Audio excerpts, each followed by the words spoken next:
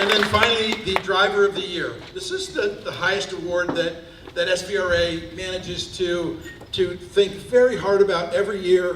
Who deserves this? And while there's lots of things in our world that are changing every day, and sometimes it's frustrating, sometimes it's difficult to be happy about things, but I have to tell you, this is a piece of solid consistency in our world, our own little world here, that is something that's very special for me. I've been around this a long time, so when we are looking for the Driver of the Year, and I'll start by saying it, John, just have a seat for a second, because I want to tell Jon DeGaynor something that's very special to me. First of all, let's talk about what this award is and why we award it. I'm going to read this word for word because I think it's very important. SVRA has chosen the person who represents the series goals of establishing safety, consciousness, sportsmanship, and consistent performance throughout the current season.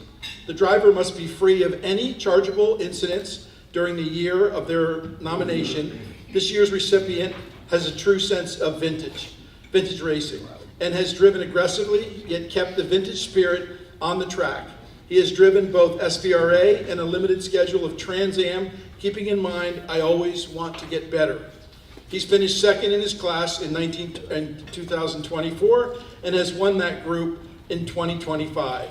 He has wins at Sebring, Road America, Mid-Ohio, and Watkins Glen in his spectacular 1959 Devon Chevrolet Group 6 GT. But I want to add something that's really special for me.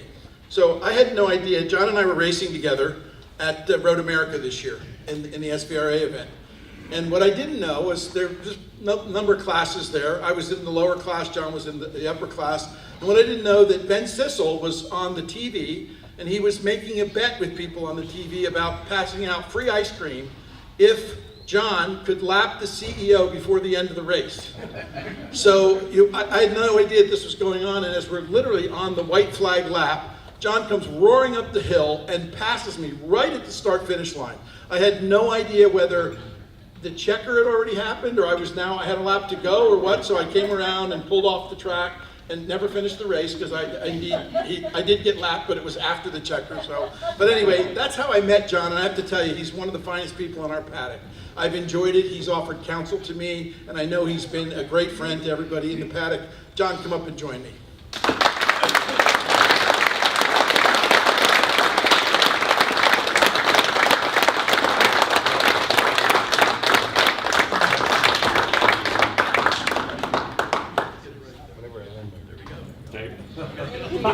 Didn't get that right. 1, 2, one more, 1, 2.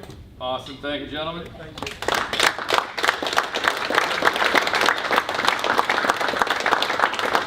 Okay, well, in our infinite quest to continue to respond to the questions and the things that you've wanted changed, one of those was, let's make the banquet short.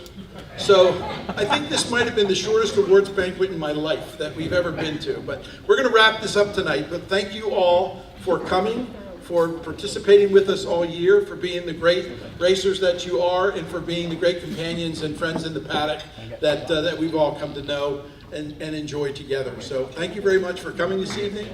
We'll have a safe day tomorrow, and we will take a look at the schedule on the table.